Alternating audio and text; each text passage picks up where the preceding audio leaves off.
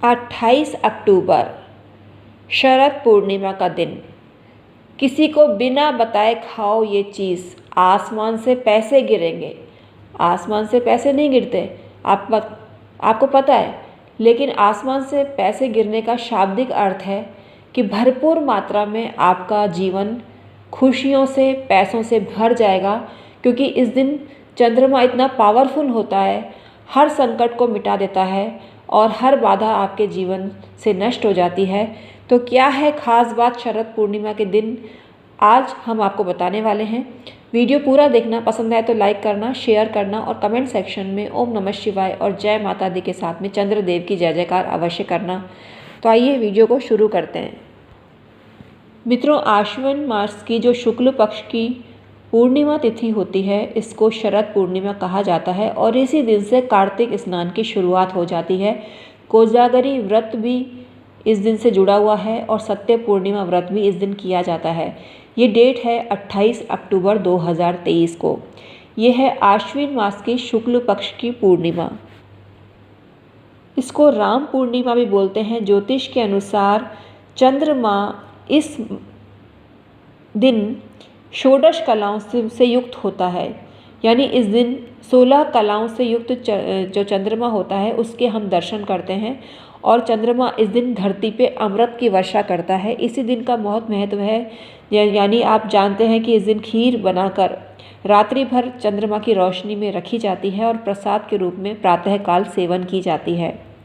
इस दिन का महत्व इसलिए भी है कि शरद पूर्णिमा के दिन शाम को खीर पूड़ी बनाकर भगवान सत्यनारायण की पूजा की जाती है। चंद्रमा को भोग लगाया जाता है और भोग लगाकर खीर को छत पे रख दिया जाता है। श्री कृष्ण को भी भोग लगाया जाता है इस दिन और भगवान का भजन सारी रात होता है। चंद्रमा की रोशनी में सुई पिरोई जाती है, जिससे नेत्र ज्योति बढ़ती है और खीर खाने से भी नेत्र ज्योति बढ़ती है। इस दिन प्रातःकाल से ही अपने आराध्य देव को सुंदर वस्त्र आभूषण से सुशोभित कर दें और आसन पर विराजमान करके गंध, अक्षत, पुष्प, धूप, दीप, नैवेद्य, तांबूल, सुपारी और दक्षिणा से पूजन करें।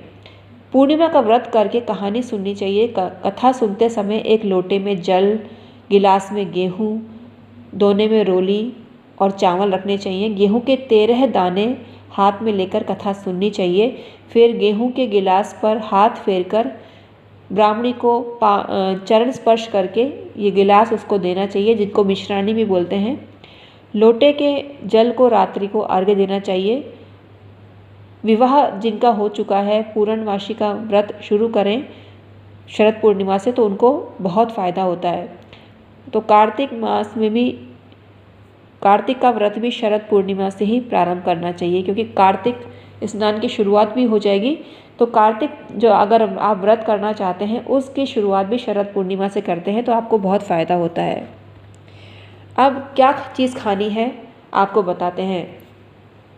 इस दिन अगर आप साबूदाने का जो खीर बना के खाते हैं, ज़बरदस्त आपको फ़ायदा मिलता है।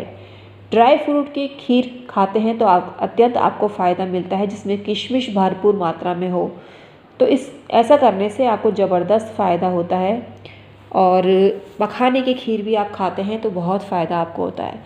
तो चूज़ कर लीजिए कौन सी खीर आपको खानी है। ऐसा करने से आपको फ़ायदा मिलता है, लेकिन बिना बताए ही उपाय करना है। किसी को बिना बताए ये चीज़ खानी है, तभी वो फ़ायदा करेगी। Thank you so much.